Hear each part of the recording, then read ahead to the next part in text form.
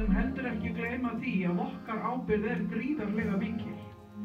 Við verðum að sýna ábyrga hegðun í þessu eins og öðru. Hér erum við búin að dvelja í yndislegu yfirlæti hjá vertinum í Hótel Reykjanesi við Ísafjarðardjúp, þar sem við héldum 20. aðalfund Landssamtaka skógareigenda. Mörg áhugaverð málefni voru rædd.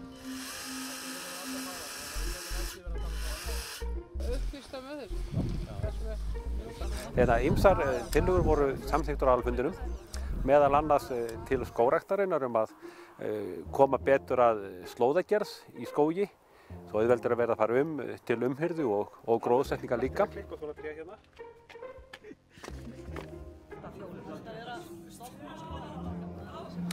Og einnig að koma fyrir að umhirðu, gera umhirðuáætlun yngri skóga, ekki bara fullmótaða, heldur yngri til að auka virðisauka skógarins, þannig að verði verðmætir þegar það vex upp.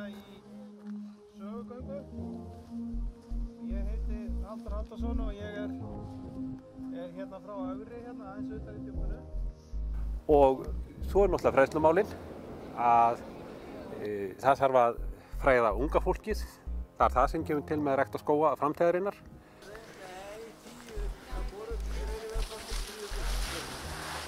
Og núna á að hefjast gróðursetningar á þessum plöntum hér einhvers staðar. Veit ekki alveg hvar, en Sighvatur átti náttúrulega að taka við þessu formulega, en hann er farinn.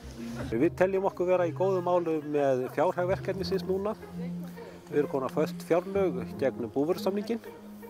Og svo var verið að samþykkja líka tillögu að veita fjármunum í mastersverkefni í sambandi við lögfræðilegt álitamál eignarrétt okkar á kolefnisbindingu í skógræktinni. Við skorum á stjórnvöld að þið standi við Parísarsamkomulagið varðandi bindingu kolefnis og minnkun losun. Skógrækt náttúrulegasta leiðin til að binda kolefni og skógarbændur eiga nú þegar gríðarlega mikið land sem tilbúið til skógræktar.